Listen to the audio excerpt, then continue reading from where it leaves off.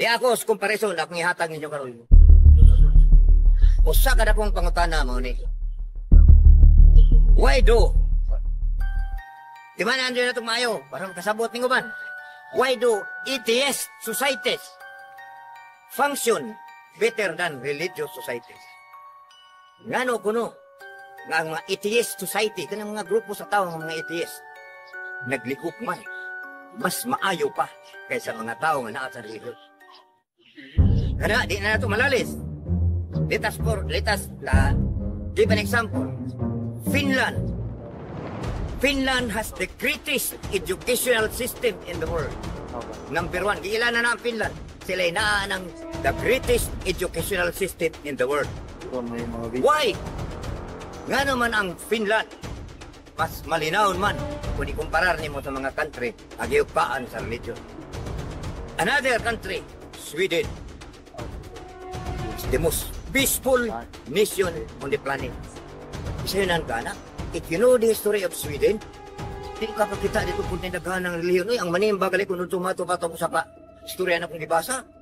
Tako sa Domingo ko may lang kunog na yung manimba. Di kayo kamutok 50 buok. Ang manimba sa simbahan. Pero nga nung peaceful man sila.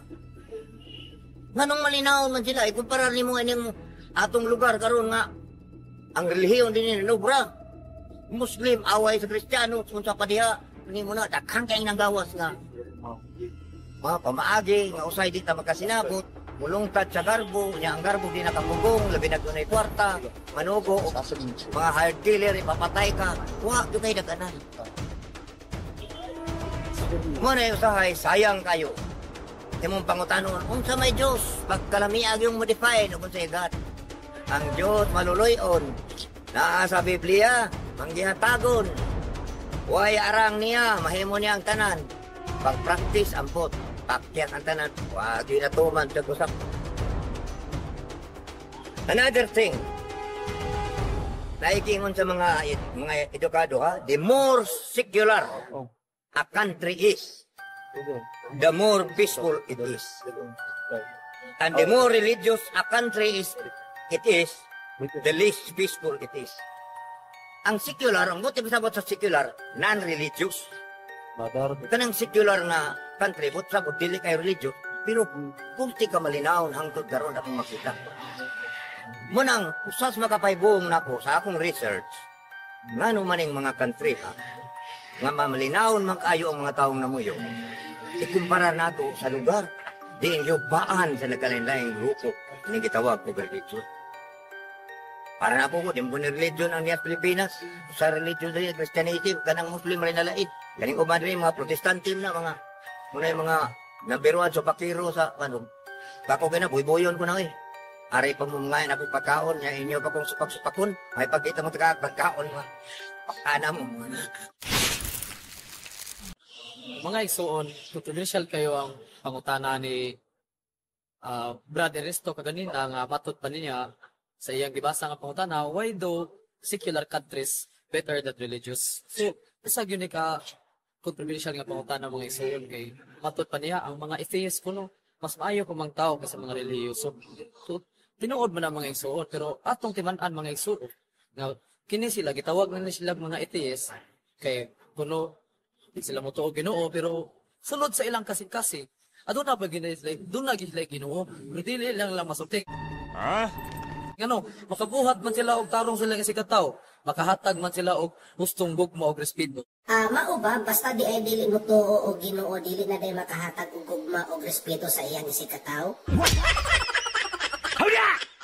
Sa unang Juan 4:8 mga igsoon, ang Dios gugma. Ang Dios ang wa mahigugma sa tawa, mahigugma sa Dios. Ato pa, igsoon, ang kato nahigugma sa isikataw, nahigugma to sa Dios. Mo na mga igsoon nga, ang tubag sa atong pangutanan ni Brother Ernesto, nga matod pa niya.